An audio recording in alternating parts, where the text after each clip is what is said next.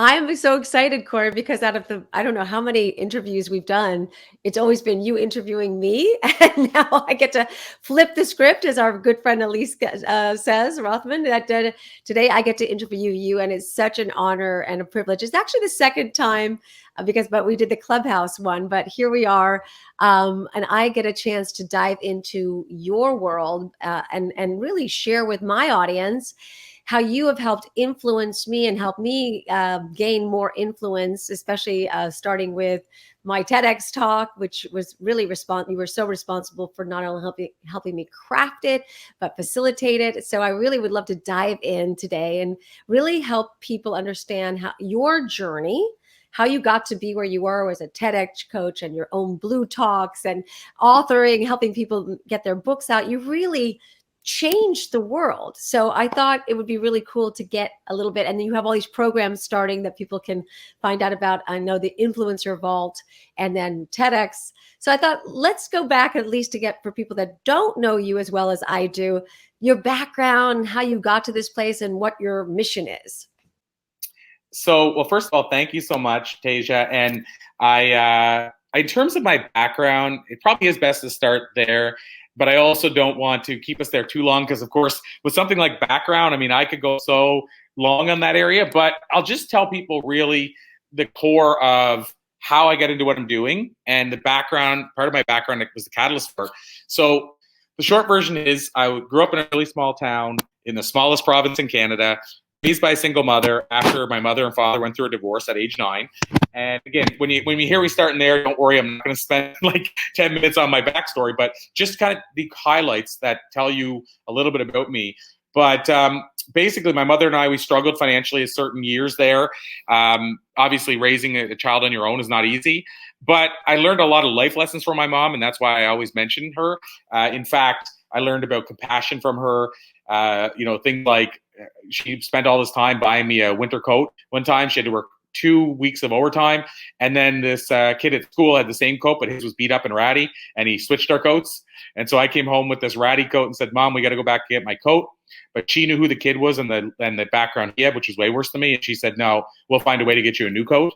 And so I never forgot those life lessons. So that's why I bring up that backstory. But also, my mother, and she's open about me sharing anything about her, she finished grade 10 and then went back for her GEDs later to become a secretary. But in between those years, she didn't care a whole lot about school. She left in grade 10.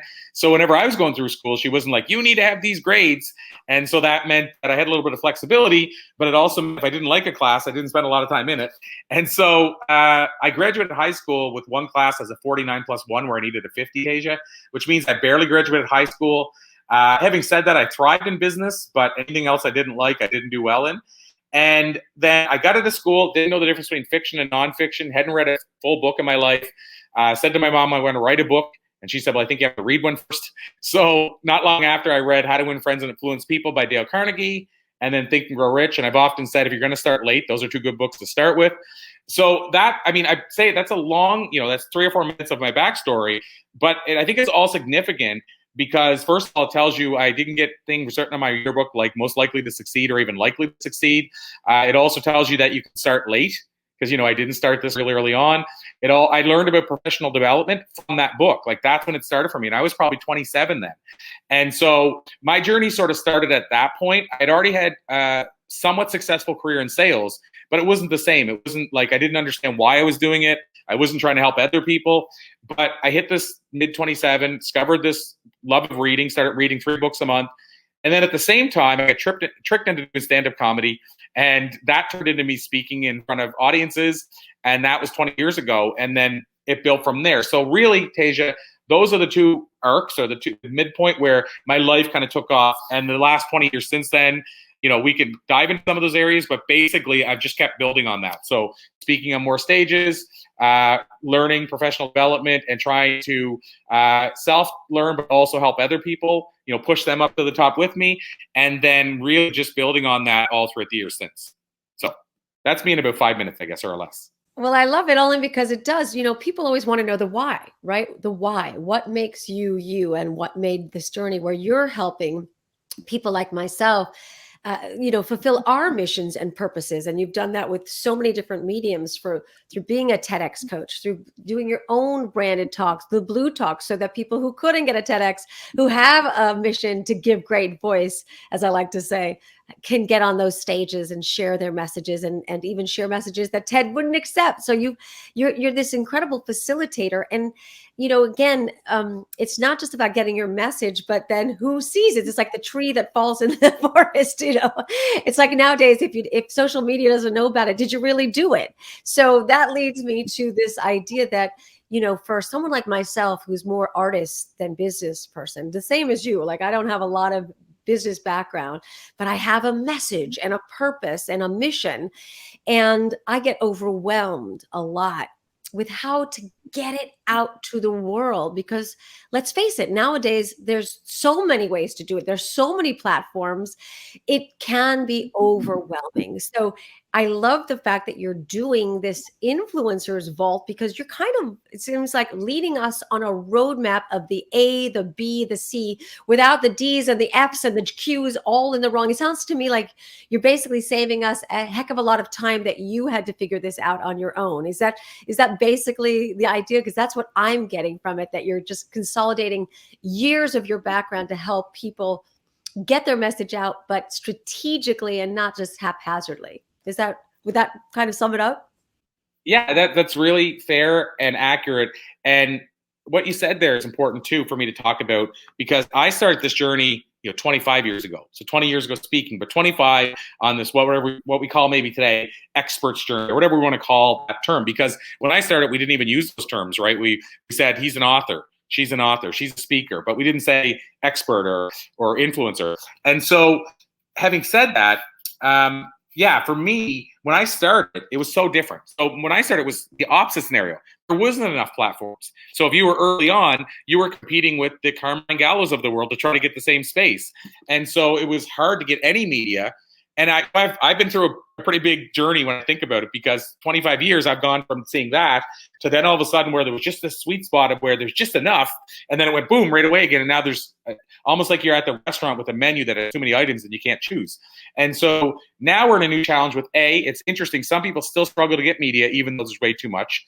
And at the same time, there's other people who, like yourself, have a great background, like voiceover work, Emmy winner, and all this stuff. And so you kind of could have your pick of media, but the new challenge is, are you going to be jumping on media and I'm not trying to compare media like this one's better than the other, but are you going to be jumping into things where you're going to be spending a lot of time for little reward, little return? Like, you get on a show with 2 listeners and you don't know it's a show with 2 listeners. And if you only can be on 5 shows in a week, and I'm just using that number, and you're using 3 or 4 of them are really small shows that aren't even in your target audience, that could be just as bad as not doing it in the first place. And worse than not spending that time doing something else. So you're right, Asia. The challenge now is to decide, where do I spend my time? If you're somebody that can get media. And the other part is, where are these media opportunities? So another side of that is there's so many, but also you still have to do the work to get them. So if you want to be on podcasts, now I got to go pitch podcasts. Oh, but wait, I want to be on stages. Now I got to go to events and see if they're hiring. Oh, and now I want to be writing for a magazine. Well, what magazines are actually worth writing for? And so to answer your question, putting together, which we can dive more into the influencer vault soon, but putting it together, one of those things was I wanted to bring those opportunities to you. And then the next thing we're working on now is to categorize them, so that somebody like Tasia can say, okay, these are the bigger shows, or these are the shows that focus on business. And so actually categorizing them. So it's 2 sides. Now you don't have to go chase the opportunities and try to figure out where they are. But secondly, you can say, this one's the right one for me. And so, yes, I am trying to help people in the sense that we're all so busy. Even now I hear people say, well, I'm so busy, I don't even know if I have time for one other thing. But that's the whole point. Let's make that one other thing something that actually reduces the time you're spending in a lot of other places. Somebody will say to me, I don't have enough time. I'm just using it as an example. Come into your influencer vault where you're bringing all these opportunities to me because I don't have time to log in. But then if you start talking, they say, well, I'm spending 10 hours pitching the podcast and doing those. I'm trying to eliminate those 10 hours and only cost you 10 minutes. So yes. And then the secondary part is that we're connected to most of these people because they've reached out to me and said, hey, you want to be on a summit with Jack Canfield? And my answer might be yes. And how many spots do you have? And then I'm going to try to link up 20 people also there. And so the other side is, not only are you not having to pitch as much, but these people have come to me and said, hey, send me some good people. So we're actually helping vet for you as well. So that was a long way to say yes, 100%. We're trying to make the process easier for people. And to your point, Tasia, overwhelm is a real deal now. Like it's as much of a challenge as success. And so also what we've done with the Influencer Vault is I've realized, and I had to figure this out myself the hard way, not even every aspect of the Influencer Vault will be for everybody. So somebody like you might come in and say, I just want that list of those opportunities. Somebody else might say, I just want to come in and watch interviews with Carmine Gallo or Les Brown or Bob Proctor, or whoever. You know, so different people want different things. And at first I thought, I'm just going to make it so you have all kinds of stuff, but then people will get overwhelmed if that's not their thing. So I've had people that come in and say, I just want to see the list every month. I don't care about anything else. I have people that come in and say, I just want to sit in front of Bob Proctor. And so people have different reasons. And so, yeah, it's also about not overwhelming you. So I don't even want you overwhelmed inside there. And so I'm recording a video shortly when we introduce people to say, hey, I know that you're coming into this and there's a lot of things you can go into speaking, category, writing, podcasting. What I want you to really think about is which one are you interested in? So if you are only interested in podcasting, don't hang around in the writing category and get overwhelmed even when you don't want to write. Just go into the one that's important for you, because I think our new challenge is we're in an information-heavy, wisdom-light society. And I think it's Sam Horn came up with the title, but she called it Infobesity. We now have Infobesity. Infobesity. Wow. Wow. That's a very cool. Like we're just too, like we're overwhelmed with information all the time. And we're not like really focusing. I mean, literally we're not focusing. We have like 6 seconds of like attention span. But the point is that, yeah, it's really hard to know where to put your influence, right? And so that brings up an interesting question, because of course, for me and many other people, a TEDx is kind of like I've reached another level if I can do a TEDx. So that became one of those goals that you could wrap your brain around, as opposed to a podcast or being part of a book and all those different ways that you can have your influence. And so for me, that's something that I definitely wanted to do. It was a 7-year journey from the time that I said I was going to do it, because I have the newspaper to show the date that I had originally wrote, I crossed out anybody can do a TEDx talk, and I put Tasia Valenza can do a great TEDx talk. And then by the time I met you, I had the ups and the downs, and I met this person, but that didn't go well. And then when I met you, and I knew that you had done 3 of your own, and that you were helping people, and you had your own program with it, I was like, okay, I'll try again. But you were the real deal in terms of really helping me not only facilitate it, meaning like, just again, the part that feels overwhelming, like, well, how do I, submit, and should I go local? You were so instrumental in that way, but you also helped me understand, which a lot of people don't, that TEDx has really their own formula. It's not a normal talk. Even if you are a seasoned speaker, it's not the same. So I just want to give, again, so much credit to you that you helped me with both the right side and the left side, the creative and then the administrative. And that was instrumental, because I ended up applying to one TEDx. And before I even had time to do the next one, I was accepted, and it was incredible. And it's just been a great value to me. So let's talk about TEDx in terms of, I know you're going to start helping people again. You weren't planning on putting that program, but you're getting besieged with people. Why is a TEDx something to make the ideal goal, and what does that do for your influence? So I'm gonna tackle that full on, but I also want to add something for people if they didn't. I'm all about, sometimes we say stuff that's so powerful and then we just kind of move on, because to us it's powerful, but we don't. Maybe we've said the story multiple times, so it doesn't resonate how powerful it is. But something you said there, Tasia, that a lot of people don't do, that I think is so insightful for others. It's like one of those knowledge bombs, is what you said, that you had this article where it said anyone can give a great TEDx, and you changed it to Tasia Valenza can give a great TEDx. I mean, it's the power of vision boards or visualization, what have you. But that's real work coming to life. And there's 2 things to take from that. 1, you wrote it down and you kept it. You still had it 7 years later. 2, it didn't happen overnight. And so there's 2 things there. 1, there is a power in writing it down, and it'll happen when it's meant to happen. But secondly, people sometimes think, well, I wrote it down, it didn't work in a week, so it's not meant to happen. But maybe there's a reason why your TEDx has 200,000+ views now. Maybe there's a reason why you didn't deliver it 7 years earlier. Like maybe there was an actual reason. I know 100% that I had so much more to say that was meaningful 7 years later. I'm grateful because I know for most people, unlike yourself, you only get one shot to do a TEDx, and very few people get 3 shots. So that's incredible again.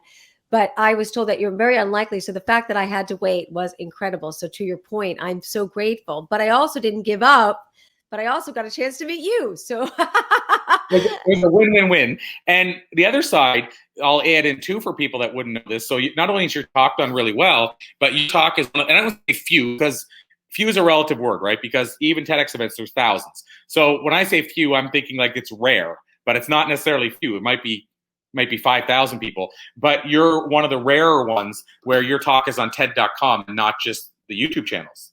So I have 3 talks and only one on TED.com. So, again, yours was meant to happen when it did, because it might have happened earlier. You might not have had the same amount of views, meaning you're not impacting as many people. You might not have said the same stuff. Like you said, you weren't ready for that. And it might not have made it to TED.com. So all of the things worked out perfectly. But I really want people to take away, A, power of writing something down, and B, recognizing the universe will deliver it when it's ready. And why I always think of that, I think I shared this with you, but John Gray shared with me. So John Gray, who wrote Men Are For Mars, shared with me that he spent 8 years setting intentions every day for his book to be the best-selling relationship book in the world. And it took 8 years, I think, almost 8 years to hit the New York Times list, let alone become the best-selling book. Today, his book is 10 times the best-selling book. So it's basically sold 10 times more than number 2. And so number 1, his, including overseas sales, is like 100 million copies or something crazy sold. Number 2 is the five languages of love at 10 million, and that's no slouch. 10 million is massive. So my point, Tasia, is I've had people say, well, obviously he couldn't manifest well if it took him 8 years. Have you sold 100 million books? Sometimes it blows my mind. So my point is, it doesn't matter if it takes you 7 years to land the TEDx. The point is the universe still delivered what you wrote down. So I just wanted to get that off my plate because too many people think manifesting has to happen in a minute or it doesn't work. So I agree 100%, because I think we all are so impatient. We're all so impatient and we want it now and we want it yesterday. And time is relative and it has to be in the right time. But I think the idea of never giving up and believing, and, again, I took that paper with me, I moved it, with me, and I kept looking at it. Sometimes I got down and I would feel like, gosh, is this ever going to happen?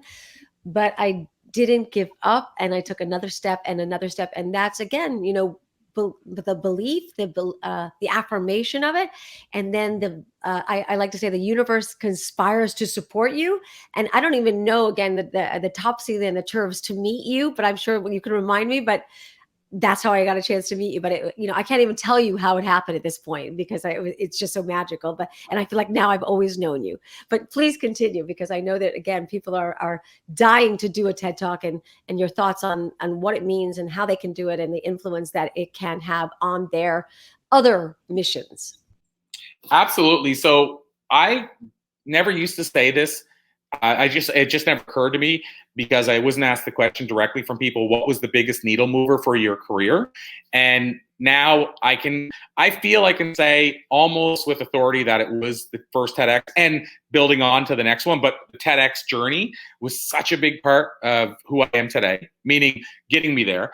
Because what it did, Tasia, it wasn't necessarily just that I had done it. It opened doors that I probably wouldn't have been able to open otherwise. So I always remember this as a weird example, but I did an interview with Ami James, who is the star of the TV show Miami Ink., which was the precursor to the show LA Ink. with Kat Von D. So Ami was like the first real tattoo reality show guy. And so I wanted to interview him. He doesn't do a lot of podcast interviews. I don't even know if he does any. And so I thought it was a stretch. But I did an interview with him. And when I sat in front of him, he said the same thing as on the Canadian side for people that are in Canada, Biff Naked, who's a music icon. She said almost the same words. But Ami said, dude, I loved your TED Talk, by the way.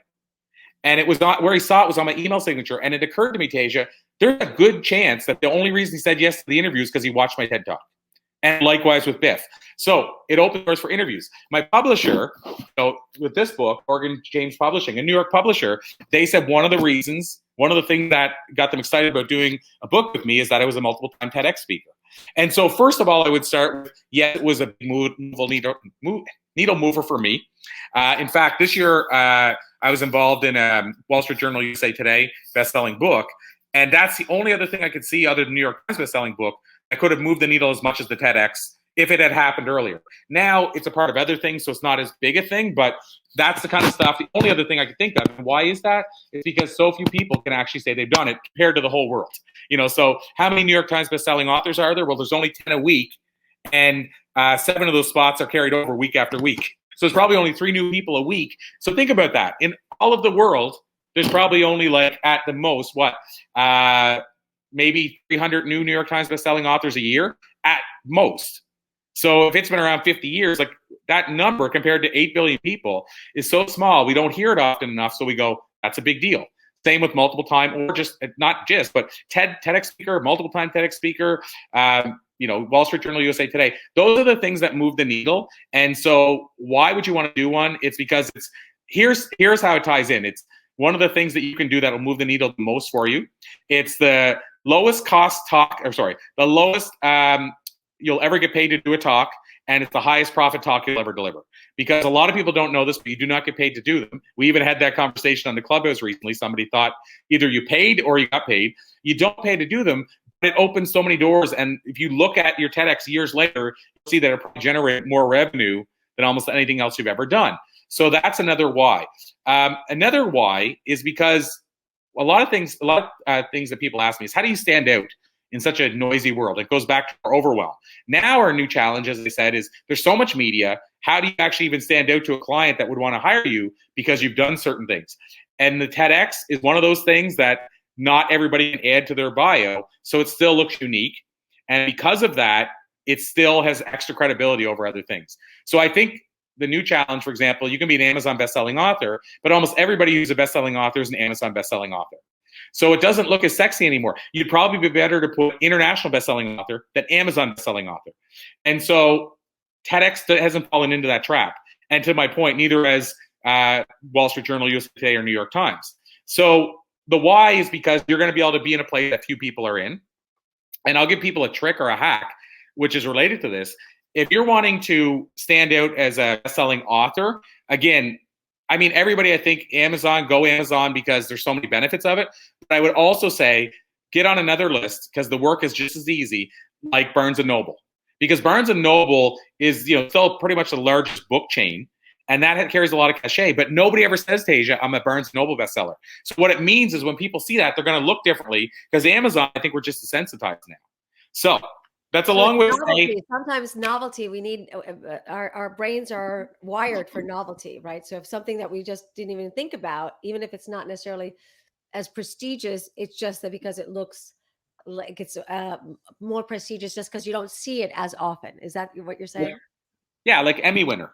I mean, I told you, I mean, you knew anyway, but I said, I forget, one time we were talking and it was, I think it was maybe when you're Emmy nominated or it was Emmy winning. I don't remember which of the two, but you said to me, what should I put here? What should I put here? And just, I think because you were desensitized and we were just talking about it in general, you said this, nice. No. Emmy winner has to be right there. It has to be the first thing because it's the thing that people don't see often.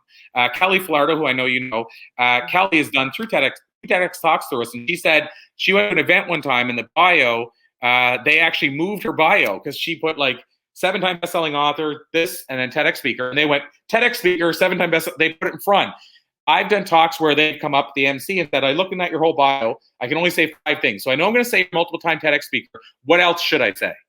So they're not even giving me a choice to not say it. Because everybody understands the credibility factor, I believe, of a TEDx, where it puts you into a title that, like you said, has a certain prestige, that it took a lot to get there, that you just can't get there, even if you're a world-class speaker or any of these other titles, these influencing titles. That's exactly what you're teaching people now, is that there are certain things that raise the bar quicker and how you can jump those levels. So if you have only a certain amount of time to devote and you have a desire to be a podcaster and an author and be on Clubhouse, which is another platform now of influencing, and a LinkedIn influencing, all these spaces, you really have to decide.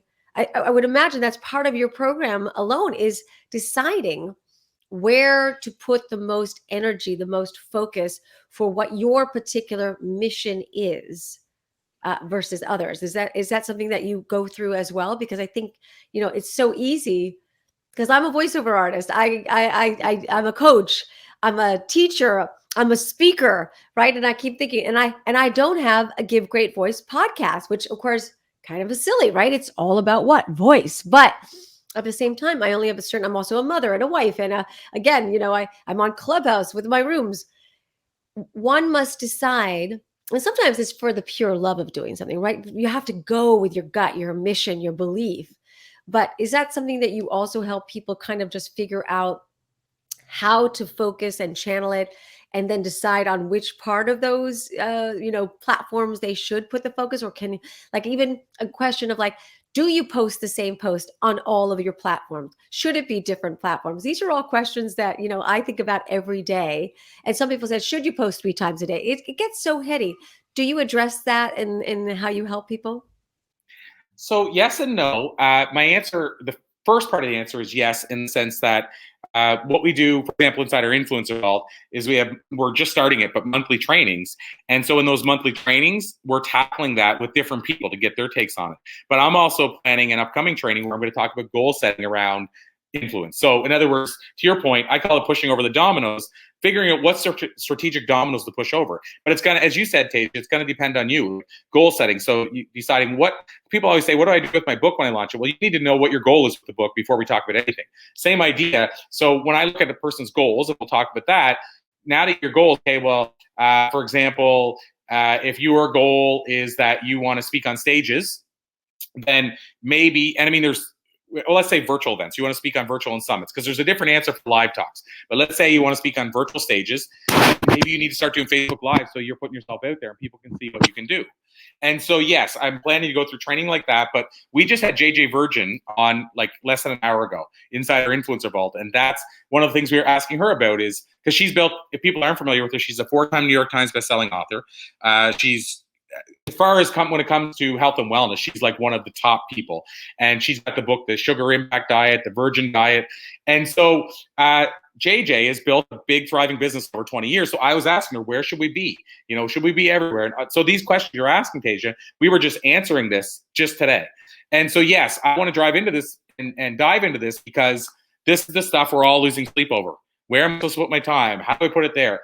But I have to say, circling back to what we said about having these things that stand out, like Emmy winner or TEDx speaker, and this just, talk to my head. I know you and I have talked about getting you on certain podcasts, but I have a person that I've been working with who's, and I think I told you about this, but I don't think I've introduced you.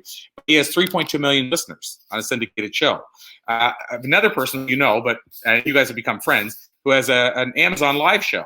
I have a contact of mine that's looking for speakers from Microsoft. Well, it's much easier for me to go to those places, like the guy with the 3.2 million listeners, and say, you need to meet Tasia. She's an Emmy winner and a TEDx speaker. That's all I have to put in your bio, just so you know, for him. And he's going to say, hold me to it. Hold me to it. And what I'm doing at is he's still going to say, let's get on a call, Tasia, and chat. And he's going to want to get to know you, but he's going to listen. And so what I mean is, if I rambled on and there was nothing really stood out, he might say, well, yeah, Corey, we'll see if we can get them on soon. But I've seen it already. I introduced him to somebody who, I won't go into much detail, but I'm giving away who she is anyway by what I'm saying. But she created $1 million business in her bathrobe. And so that's all I had to put in the message. And he said, let's schedule a time to chat. Like, nobody's looking for it. And it's the things that nobody else have done. Like, how many people, not only did she create it in her bathrobe, but she created it with doing her hair and her no makeup and her kids running around. But that's rare. So for somebody to do that, so that's the takeaway I'm getting at, is figure out what most people aren't doing. And that's the thing you need to be doing. And the more cachet that thing you're doing that nobody else is doing, the better. So that's what I would say to that. One thing I can give as far as a shortcut or a hack for people, I always like to give something you can do starting tomorrow. So whether you're brand new as an influencer or you've been doing this for a while, and I think you have this now, Tasia, correct me if I'm wrong, but it's what I call the as seen on banner. And so one of the things, what we're talking about, like Emmy winner, TEDx speaker, these are things that you can do. And if you can make them happen, most people won't have done them. And so the as seen on banner gives you that as well. And I call it the low hanging fruit, because everybody can do this so easily. Nobody's doing it. And it's going to have a huge impact on your life and business and your expertise, like you becoming an expert. So what I'm talking about here is, if you go to, we drop names today, JJ Virgin, Carmine Gallo, Jack Canfield, I think I mentioned his name. If you go to those websites, I could list name after name. I can promise you they're going to have an as seen on banner. Bob Proctor, Brian Tracy. And there's a reason. Do you think all these people that have spent all these years becoming the world's top influencers are doing that wrong? They're not going to give up that great space on the website unless there's a reason. So it works. It actually, when you go to somebody's website and see that, like Jack Canfield's, I think it says the OWN Network and Ellen and Super Soul Sunday, you see those things, you're like, this dude's doing it. He's making it happen. And so if you're thinking about signing up for his course, I bet you that one thing alone is going to lean you more towards a yes than a no. So why don't we all do this? And so what I usually find is people say, well, I'm not on Ellen, I'm not enforced, I can't do it. Mine didn't start that way. Like, where's the rule that says, what's the book that says you can't get on there because it's not Ellen? So what I'm suggesting is, here's something everybody listening right now, even if you haven't done, this is crazy, but even if you haven't done one interview in your life, I can get you an As Seen On banner in less than a month for free. And when I say I can get you, you got to do the work. I'm just saying this can get you one. This is not like a results guaranteed because I got to be there seeing the work you're doing. But if you're doing the work, it will happen. So there's a hack that I'm going to give people called radioguestlist.com. I know I've shared this with you before, Tasia, but it's a website called radioguestlist.com. People can go there right now for free. And on the top right-hand side, sign up for their newsletter. So what's going to happen is the very next morning, you're going to start getting emails from them every day with 4 or 5 interviewers, maybe more, looking for guests just like you. And so what I'm suggesting is they're taking the time to put an ad together to find a guest. So they're willing to bring on new guests onto the show. So what I want you to do is apply to, let's say there's 5 a day. Just apply to every one of them every day for 10 days. So 2 weeks, 10 business days. I bet you're going to at least land in one in 5. I mean, that would even be a low result, but let's say 1 in 5. So the reason I'm saying that number is that means in 10 days, you're going to have 10 shows you can be on. Then the next 2 weeks, you're going to do those shows. Most podcasters do pre-record, so they'll schedule you right away. So in the next week and a half, 2 weeks, you'll do 10 interviews. Now, there's a side benefit. If you've never done any media, now you have 10 media clips for your website. You have 10 media clips you can share with clients who are thinking of hiring you. So you get all kinds of their bonuses. But let's stick to the point at hand, the banner. So now what you do is you get the logos from those 10 podcasts. And if you're a designer, it's still free. You design your banner and you put it on your website. If you're not a designer, now here's the big cost. $25 or $20, you go on Upwork or 99 Design or Fiverr, and somebody will create a beautiful banner for you to put on your website. So in 3 weeks, with either no money or $20, you can have the As Seen On banner on your site so that when people come to your site, they see you in a different light than they ever have before. And my bet, Tasia, is for most people that do this, whatever their closing ratio, we call it, is, it's going to increase. Like if I go to 2 people's sites, looking them side by side, everything was equal, and they've been seen everywhere, and one hasn't been seen anywhere, I'm sorry, but even knowing what I know, I'm still going to lean toward the person that's been seen everywhere. Even if it was just, and this is the reason, even if it was just for the fact that I say they're a go-getter, when it made that happen, I want to be working with an action taker. But the bigger reason is because psychologically, when we see these banners, we think, wow, the media has vetted them. The great news to finish it off is there's 1.5 million plus podcasts in the world. And because of that, none of us really know how many listeners are on each show. And why that's good for the As Seen On banner is most people are going to see those 10 logos and they're not going to know if they're the biggest shows in podcasting or the smallest. So you can get on small shows, get 10 interviews done, get your logos, have an As Seen On banner. It will change everything. So I bring this up because that's another way you can stand out from everybody else, because most non-thought leaders and influencers aren't doing this. You can be the one that is. So that's a hack I would give people for sure. That's a great hack. And again, it's I do believe I have one. I know it's on my LinkedIn. I have to go back and make sure that I have it on my website, but I don't think I keep forgetting to update it because, of course, it's, again, that's the administrative part. I like this part. I like the talking and the listening and the learning, and then it's that part. But I know that that's part too, that you probably help people, get the VAs, get your structures, get your systems in place, because that's another piece of it, right? That when you are overwhelmed, you can get help. Is that something that you also will be helping people with, to kind of get those structures in place? It's more, so for that type of thing, it's more around sharing with people what they could tap into to get that done versus holding their hand doing it. And I always say that. I just mean like giving them the resources of like, well, this is what, if you want to do that, there are places to go to get that, the Upworks and the VAs and, getting these systems in place so that you can do what you do best and not, be the one trying to be everything. Yeah, and to your point, yes, one of the things we're planning to do, which we haven't done yet, everything's kind of a work in progress with our influencer ball because it's very new. But one of the things we're adding to it as well is a resource list. So that's, and we want to categorize it so you don't get overwhelmed even in the resource list, like looking at it. But, things like if you're building an email newsletter, here's the 5 different places you can go, and here's what I like about each one. But to your point, yeah, same idea. Upwork, Fiverr. I haven't used 99 Design, but I always mention it. So I'm giving them promotion, even though I've never used it. But I know people that use it that love it. So, I mean, I feel it's on the same level. Everybody, I think you get stuck with the one you like. So I've used Upwork the most. And then Fiverr, the reason I started using them is Kelly, who does our books, she went with somebody at Fiverr that did the book design. So I actually set up a Fiverr account just to work with her. And she's done the first 4 book covers of Blue Talks, and I love them. And I don't think I'd switch from her. So I'm now on Fiverr because of her. So it's good because I learned the platform if I ever need it. But I would say my 5 or 6 go-to people for flyers and all that is all Upwork. But yeah, I mean, it's the same thing. People always say, how do you get so much crap done? And I think they think I'm sitting there designing the flyers. Now, I know I can do like the most basic of basic flyers, but she does these gorgeous things and turns them around in a day. Like, it's amazing. I send her a message at 9 o'clock and say, and so I know it's short notice, but I need some flyers today. Can you do it? And she'll be replying 2 hours later, ready to work. Send me the stuff. And before the day's over, she could send me 20 flyers back. It's insane. And by the way, the pricing, right? What's that, sorry? I think that's another point, that you can get the help to make it happen if you just can, utilize it as opposed to feeling overwhelmed and then not doing anything. You were going to say about the pricing? Oh, yeah, I was going to say the irony of the whole thing, and this is with everything now, but those 20 flyers, like, I don't know, 10 years ago, maybe less, would have probably cost me $2,000, and they would have told me it'd be about 2 weeks. And now the flyers, and if they were all 20 separate flyers designed separately, that could cost me $8 or $10,000. But what these flyers are is usually if we're doing it for an event, they're like a flyer of Tasia, a flyer of somebody else. So they are the same design. So she can work with core design, but she's got to change all the words, all the faces, all that. That alone would have been $2,000 or more with a traditional graphic designer. But the bigger issue was they would have said, we need 2 weeks to get it done. Right. And she's like, done. And so I'm paying like a tiny fraction of what it used to cost. And she's over the moon because I keep going back to her for like 3 years. And I send her a lot of work. Like, if I compared what I send on Upwork to somebody else, I mean, she's getting, sometimes I go a week or two without a project, but there's times where I have 5 projects in a week.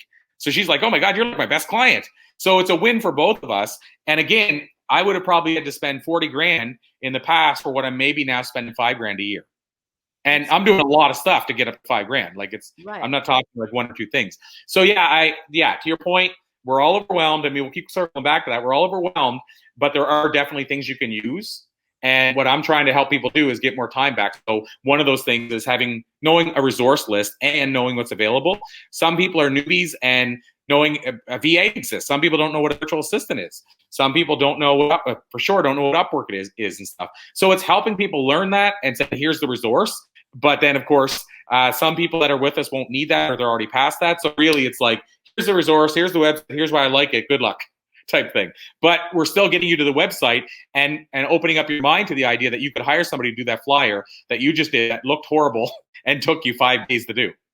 And that's, early on, I mean, I've gotten to the point where it's acceptable what I can do with a flyer. But that took years. Like, if you saw the first stuff I did, and especially the like PicMonkey and things like that have made it possible now. But whenever I was starting, I mean, you had to do it all like on, they call it InDesign or Macintosh stuff. And I was just like, I don't have a clue how to do that. So I would try to do it, and it would just be like words were going over top of faces and everything. And so that's not that's like mine too. Yeah, so it's not my cup of tea. So yes, to answer that 100%, you can find people that now that you can get to help you with these type of things. When I do training around this, I'll even talk about how you select the right person and the importance of getting the right person. You notice I said with Upwork, I keep going back to the same person. I don't go out and get a job every day and hope for the best. So what I do is I basically find the person that I mesh with and who does an amazing job and quick turnaround. We both get along, and then I keep going back to them over and over again. So it's just like I've hired basically an assistant for design. And the great part is I can call her when I need her, and I don't feel bad that I'm not helping, I'm not paying her bills whenever I don't need her. Yeah, no, there's so many opportunities now. It's just having a roadmap, which is something that it sounds like you're providing from people that are at every different level, from the people that are just in the newbies to the ones that are, in my category where I'm trying to level up. But sometimes I get overwhelmed with what way to go. So it sounds like you're really helping people with a mission to maximize their time and also be more of an influence as opposed to just kind of slapping it against the wall and hoping for the best. So with Absolutely. that, I know we're kind of running out of time. I would love to know, like, obviously, how can people reach you for the influencer vault? I know you have a masterclass starting next week, a free one, and also for the TEDx. These are all three things that people, I mean, if they want to just at least get in touch with you, what would be the best way for them to find you so they can ask you the questions and get in on some of this amazing information that you are sharing with the world? Well, thank you so much, Tasia. And I did happen to look at one of the places this is streaming. I mean, it's streaming, like I'm looking at top, I think 10 places, but I happened to notice a couple of comments at one place. And one of them was a question around TEDx. And so I'm going to answer this and then lead into the close of everything else. But it's by my buddy, George Morris. And George is he's one of our Blue Talks community members. He's also in the Influencer Vault. And he was just over at the JJ Virgin interview. So he said, here I am back again. And he said, there have been several healthcare TEDx talks. What is the possibility of having someone with experience to give my message? And so I think if I read his question correctly, he's wondering, George is one of those, and he said this openly, so I'm not saying stuff he wouldn't say, but he's constantly looking for how can I get my message out with the most efficiency and sounding the most effective. And so I think what George is asking is, can you have somebody else deliver your message during a talk? Now, my answer to that is I haven't really seen it done in the TEDx world, but I don't think that means it can't be done. So it's almost like if somebody said, I want to write comedy, but I don't want to be on the stage doing comedy. Well, I know people that have done that, where they found somebody who really is good at comedy but can't write the material, and then they're the writer. And so I think that's possible. But George, I'd be more inclined in that circumstance, and you and I can talk offline about this, Tasia and George, we can talk offline, either of us. But I think I'd be more inclined to see if I could partner with someone who can deliver the message, but you still be on the stage. So George is a scientist, like you could bring cool props on and you could be both doing the talk, but then you're relying on them a little bit more to do the message if that's what you want. I think I'd be more inclined to do that than you not be on the stage at all, George. But then Because also, can you have people like myself who help people, coach people who don't have the confidence but have the message? I think that's an important part, that George should be the one delivering his message and get to work with people that can support him, because you help with the facilitation and the work and the crafting of it. But my passion, and I know there's other coaches out there, can help them gain the confidence to be able to deliver their own message. I think to your point that George has a passion and a mission, that he should be the one delivering the message. yeah, I think he should be either on the stage with the person or he should be the person. But my thing is, I don't think he should be in the background, George. You just like helping them with the content. I think you should be involved. I seen George present once, and it actually maybe twice, but once for sure. George, you can confirm which, if it's one or twice, at Steve Olsher, because I know he's big on Clubhouse, and Steve runs the New Media Summit, and that's where I met George. And he spoke his message, which I won't go into too much details because it's his story to tell. But basically, he's trying to fix the healthcare system through what he knows as basically a scientist and being in labs and stuff. And he's really passionate about this. And he got up and talked, and he was tearing up. He was emotional, and he got basically a standing ovation when he shared his message in 10 minutes. And then that photo, I told him he needs to get it from Steve if he doesn't have it. They actually use his photo to promote New Media Summit now. The photo of him while he's there talking. So George, you're the highlight of the New Media Summit for photos, and people cried with you and gave you a standing ovation.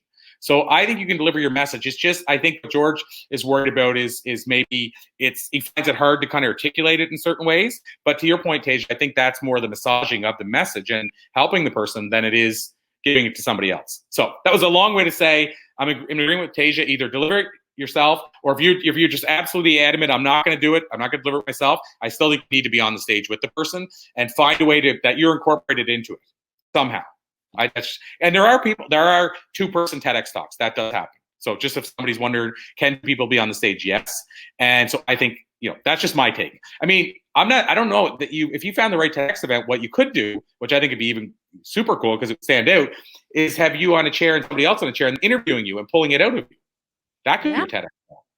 And so it'll be almost like a round table TEDx talk. So I think there's options. So George, let's take this offline later. I just wanted to answer it since I saw his question. So to answer your question, Tasia, about the influencer vault, everything else I have going on. First of all, the influencer vault, we kind of touched on what it is anyway, so I won't spend a lot of time on it, other than to say it's a member site where we help you basically raise your visibility and your expertise and your influence and your credibility in a shorter amount of time by giving you access to those opportunities. I already shared about the list.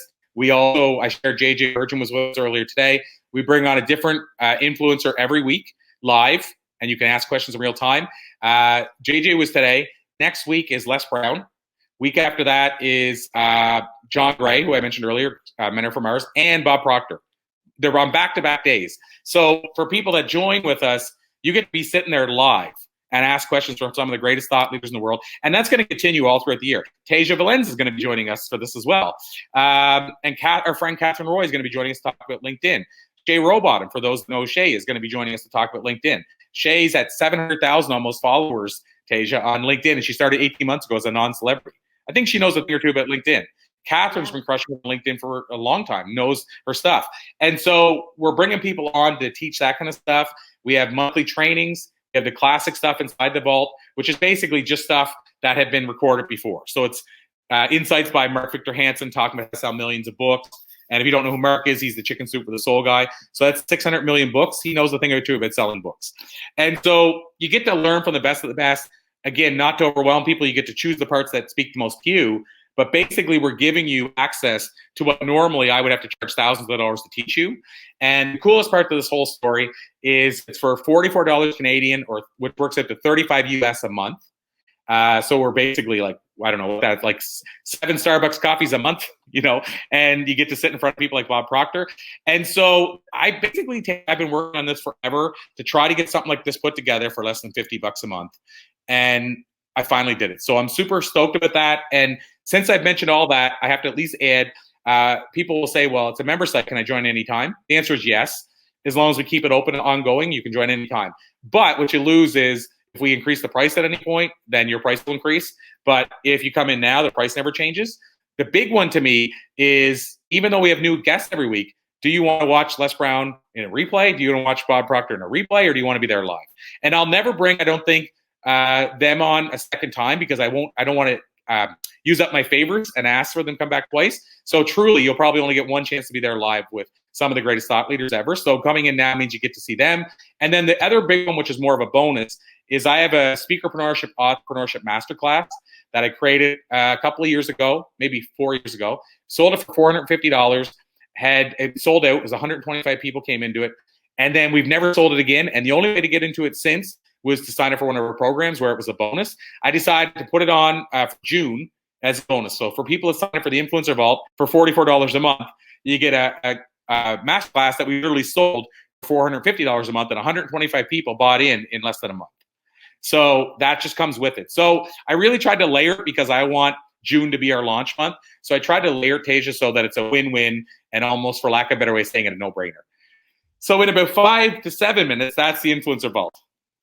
Awesome. And again, I'm absolutely flabbergasted with the amount of people that you have gotten to interview over the time. I mean, it's off the charts. We could talk about that for another year, but you have gotten doors open that most people just don't even attempt. So I'm always blown away about who are you influencing and who are you interviewing next. So you're an incredible human, you're an incredible influencer, and you are definitely changing the world, and you've certainly changed mine and anybody that I know that has been connected to you. And I'm really, really grateful for this opportunity to get a chance to get to know you more and to share with the audience of, what makes you tick and why you're doing what you're doing, and how you always, come with your heart as well as your expertise to help people. You're a very special individual, and I'm grateful for you. Well, I've said this a couple times this week, but you also have just made my week. So I say that because I've had a couple people have just been so kind to me. So I appreciate you, Tasia. And it goes right to the top of this. Thank you for making my week. And I should mention for people that may be saying, well, where's the link for this thing? I just should mention that I put it in the comments here, which I think will bring it over to every platform we're airing on. But just in case, I'll go over and make sure it's sitting there in the comments. But I put up the link, and it's literally as simple as you click on that link. It's going to bring you to the main Influencer Vault page. But what you do there is you could literally just put your name or initial and your email, and you're going to get our free top 10 insights guide and some free cool videos, insight that I learned from Les Brown that changed my life.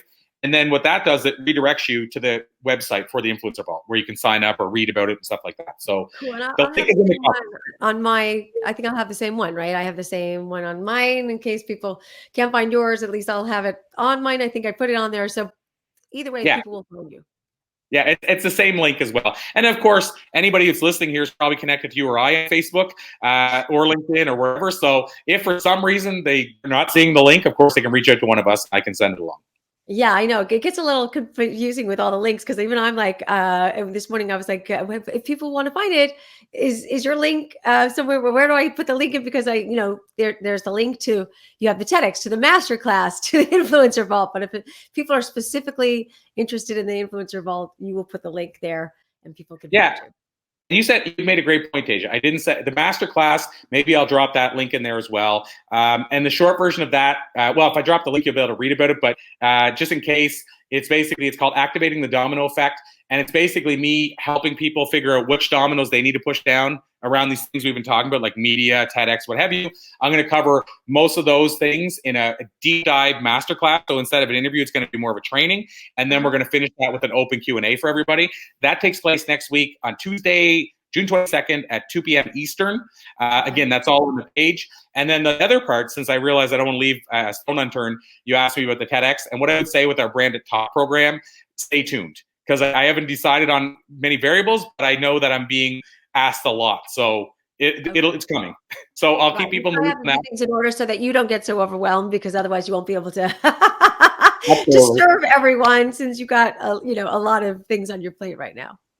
Absolutely. And I will say the other cool part is the 2 links that I'm putting in here. Either of those links, once you jump in there, you'll be in our community anyway. So you'll know when we do the launches of the other stuff anyway. Awesome. Well, this has been very cool. A pleasure. And, you give great voice. And like I said, to be able to interview you has been a gift for me. So thank you so much for letting me, share you with the world. Again, I'm so privileged for you to say that. That's so kind. I thank you. And with your permission, Tasia, we'll call it a to be continued. To be continued.